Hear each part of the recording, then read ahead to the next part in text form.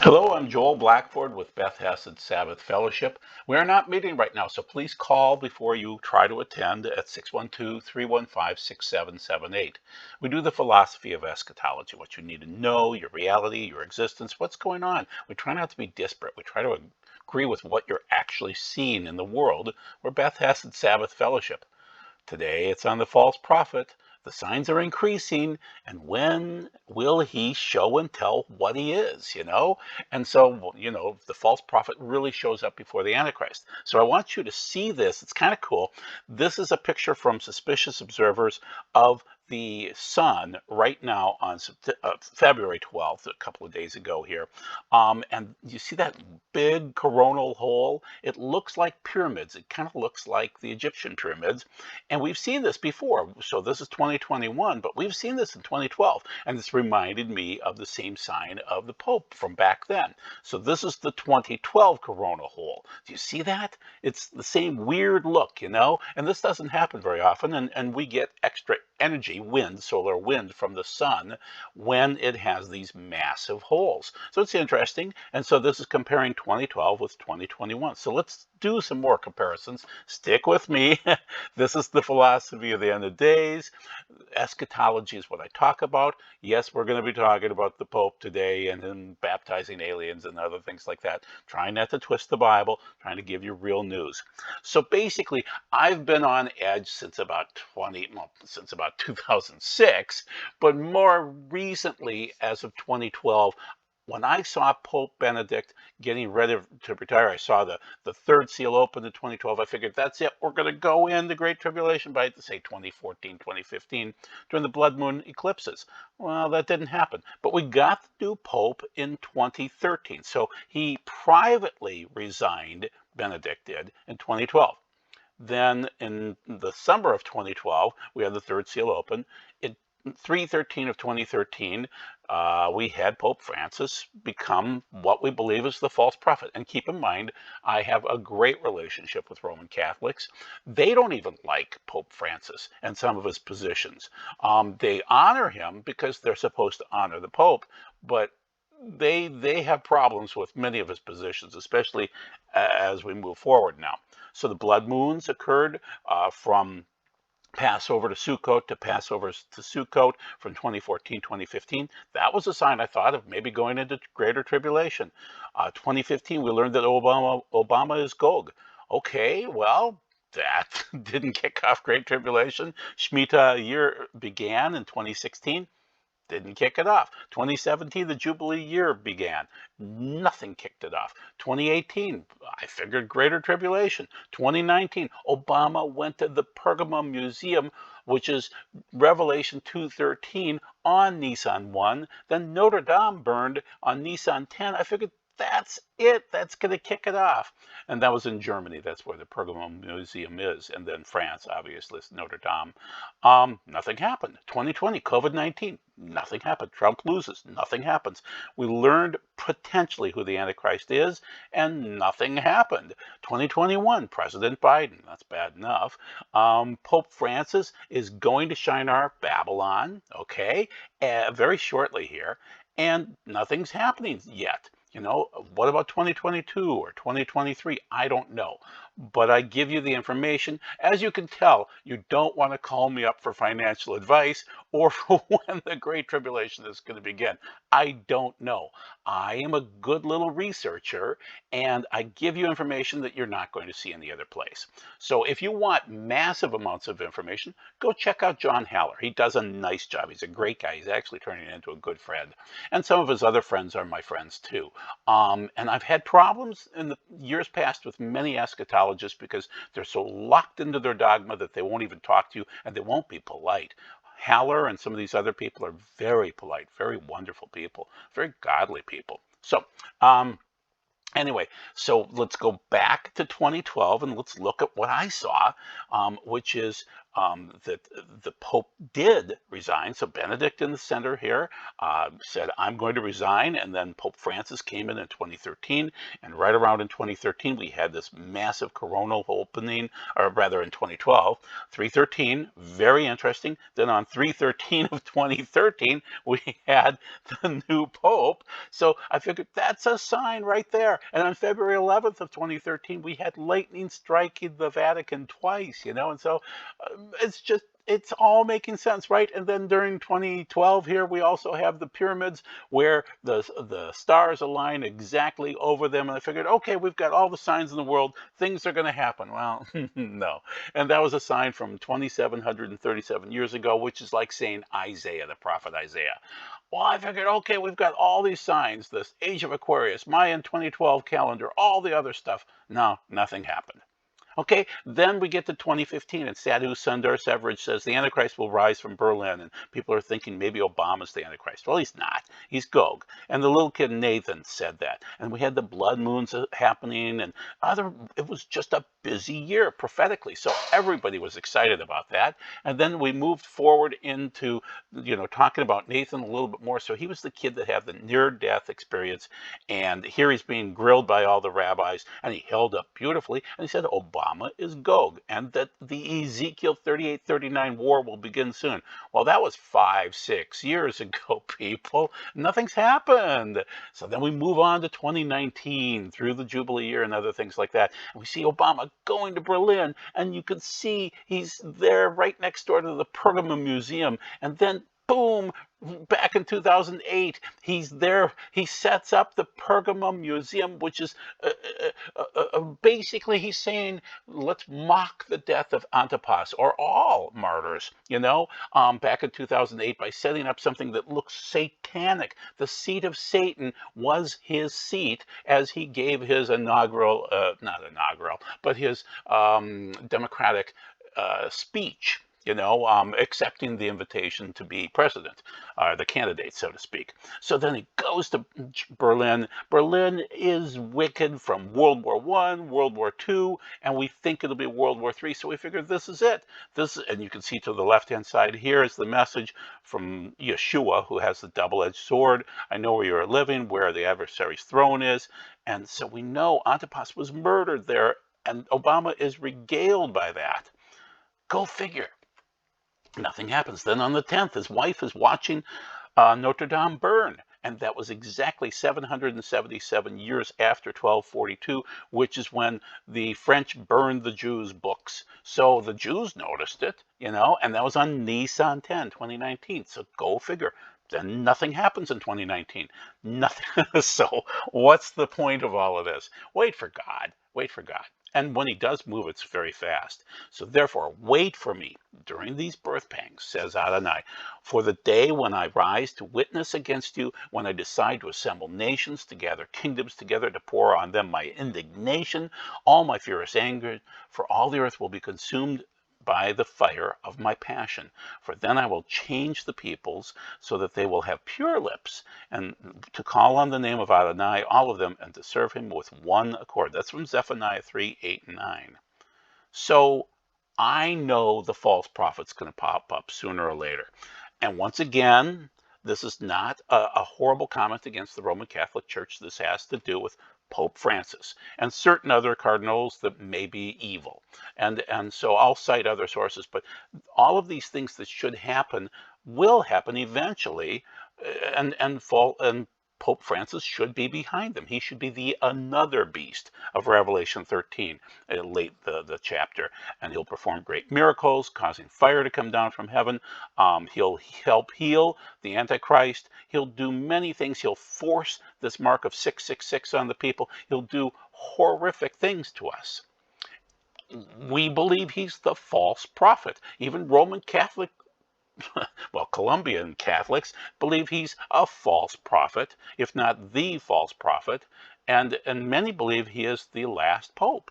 So many believe in the St. Malachi prophecy, which is 112 popes, and that we come to Francis, who is the last one of the list, and that these phrases match up. So John Paul I was of the half moon.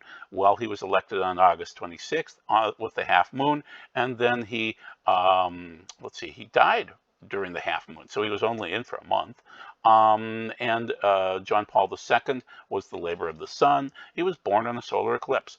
Benedict was a Benedictine, the glory of the olives. Petrus Romanus, well, is he the false prophet? According to Malachi Martin, who was a Jesuit and I believe was killed in like 1997 or 1999 by people, the, the, the, the Vatican is a horrific place with certain cardinals that are just literally filled by Satan. And so, well, oh, there he is. He died in 1999. So who knows which one of these Malachi Martins or Malachis are correct, if any at all.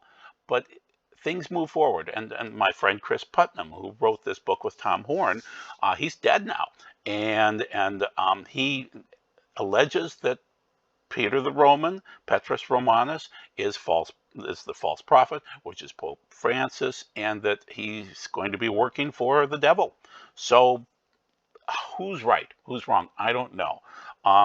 Just keep in mind that that's where we're going with this. And now, where's Pope Francis going to at his first visit in 15 months? He's going to Babylon, which is called Shinar, which has some interesting verses connected to it, and that has to be reborn in the end times, maybe physically, maybe spiritually.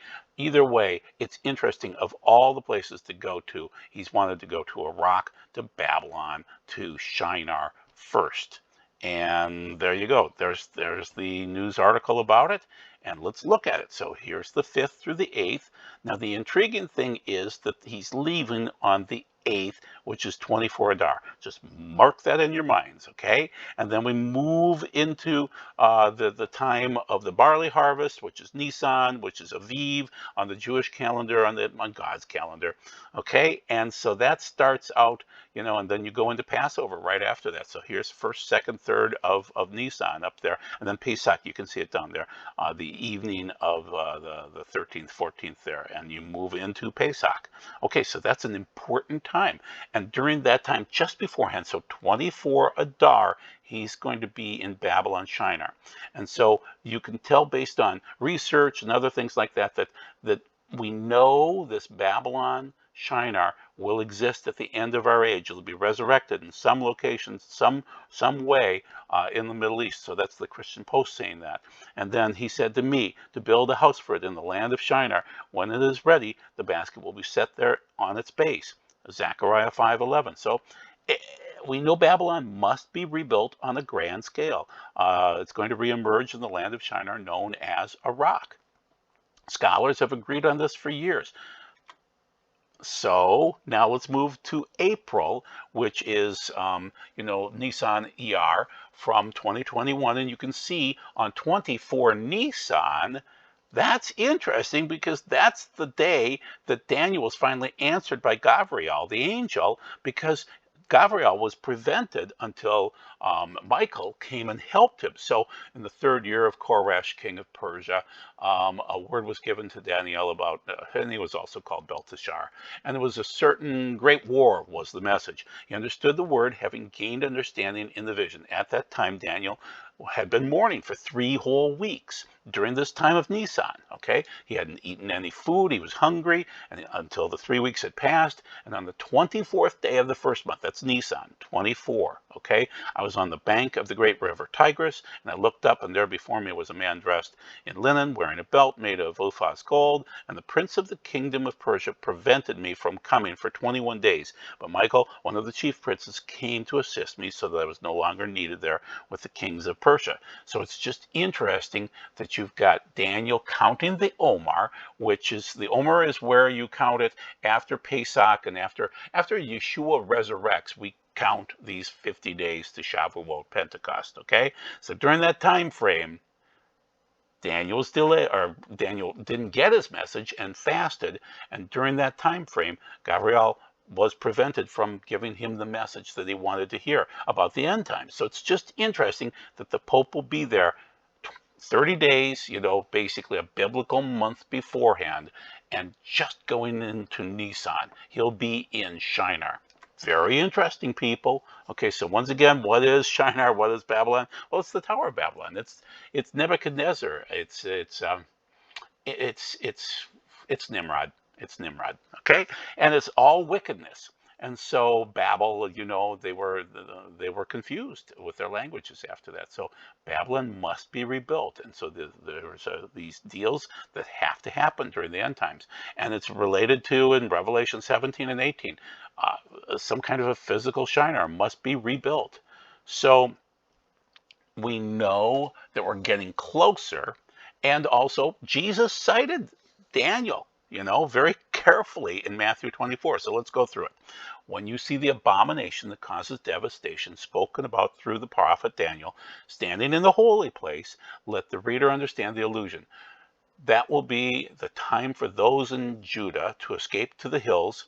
If someone is on a roof, he must not come down to gather his belongings from his house. If someone is in the field, he must not turn back to get his coat. What a terrible time it will be for pregnant women and for nursing mothers. Pray that you will not have to escape in the winter, especially right now when it's about 30 below in Minnesota, or on Shabbat, for there will be a trouble worse than has ever been from the beginning of the world until now, and there will be nothing like it again. Indeed, the length of this time had not been limited. No one would survive, but for the sake of those who have been chosen, the length will be limited.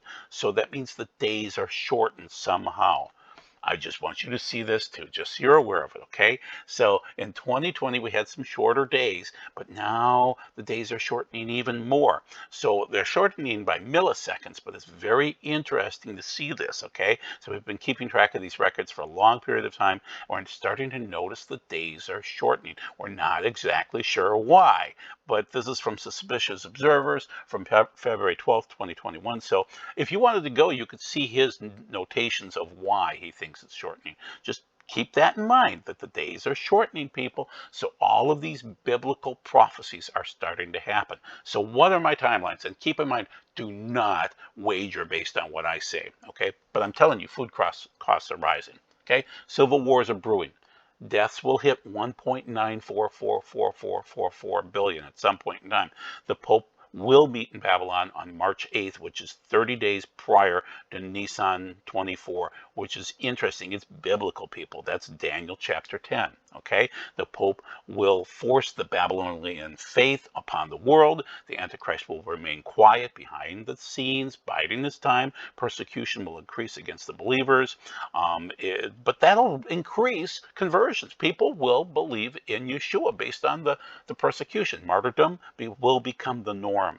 Peace and safety, they'll scream it, but it won't be peace and safety. The anti-Messiah will be revealed towards the end, and then Yeshua will return about 3.5 years later, okay? So one more time here, the Prince of Persia, delayed Gabriel for 21 days. But Michael, he helped Gabriel to get there and to discuss this with Daniel. So just keep that in mind. So what's happening right now? We're in the birth pangs right now.